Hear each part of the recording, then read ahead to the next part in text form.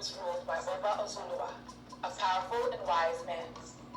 Benin Kingdom then was rich in art and culture. Bronze plates, gold carvings, and the terracotta were the prime highlights of the day. The city was far developed ahead of its time, but this was said about the city of Benin then.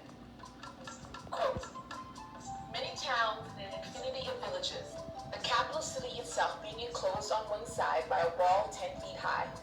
The king's palace is on the right side of town, being a collection of buildings which occupy as much space as the town of Harlem, with numerous apartments and fine galleries, most of which are as big as those on the Exchange in Amsterdam. The whole town is composed of 30 main streets, very straight and 120 feet wide, apart from an infinity of small intersecting streets. These people are in no way inferior to the Dutch as regards to cleanliness. End quote. Dutch geographer Olfert Dapper on Benin in Descriptions of Africa, 1668. The Benin Kingdom was a center of ritual activity focused on the well-being and prosperity of the Edo people. Each year, the Oba, or king, of Benin performs in rituals in which he honors his royal ancestors to enhance the good fortune of his people. One important ceremony, Iku, centers on the Oba's mystical powers, which are then demonstrated in a subsequent ritual, Imbopo, whose main purpose is for the Oba to drive away any evil forces.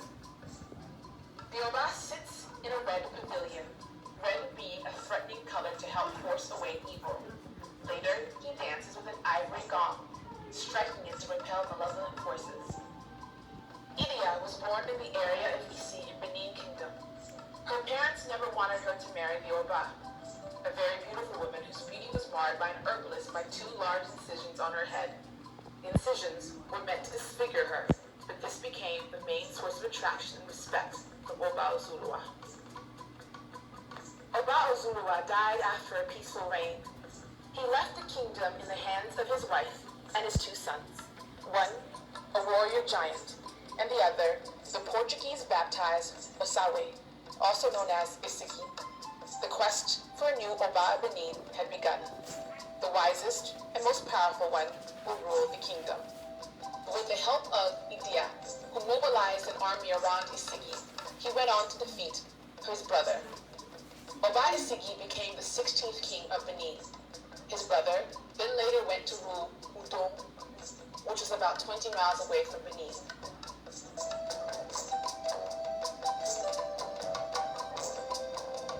In 40 BC, a man named Era was chosen amongst 4 elders.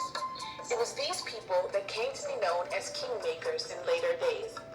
The Era family is one of the largest corporate families in Benin Kingdom. The family has been known as the defender of the kingship.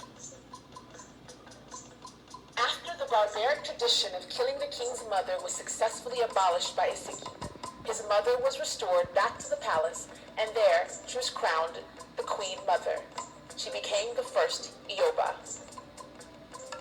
After Oba Isiki became the Oba of Benin, the city witnessed rapid growth and stronger relationship between the Portuguese.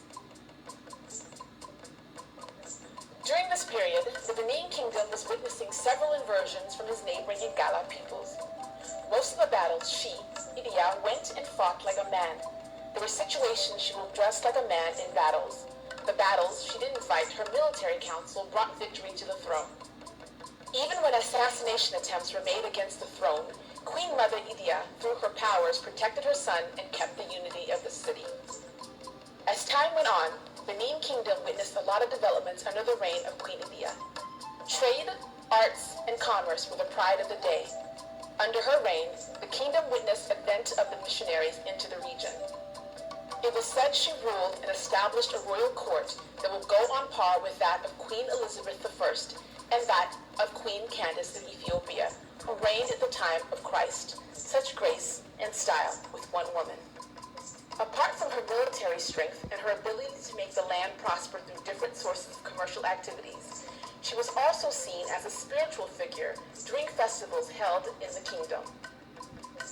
Idia's social and cultural accomplishments, such as her invention of the Akasa dance for royal funerals and the creation of the parrot's beak or Ioba's cap, have been recorded in numerous writings.